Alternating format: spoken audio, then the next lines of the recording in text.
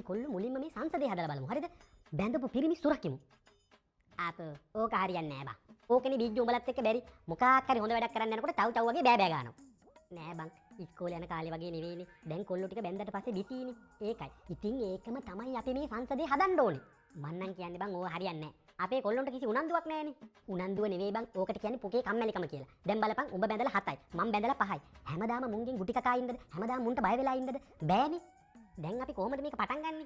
අපි බං Facebook group එකක් හදලා මුළු ලෝකෙ වටේම ඉන්න බැඳපු පිරිමි එකට එකතු කරගමු. අප්පට සෙල්. ඒ කියන්නේ මේකේ සුද්දොත් ඉන්නවද? ඔහු වැඩේ මේක ඉන්ටර්නැෂනල් වැඩක්. ඈ බං.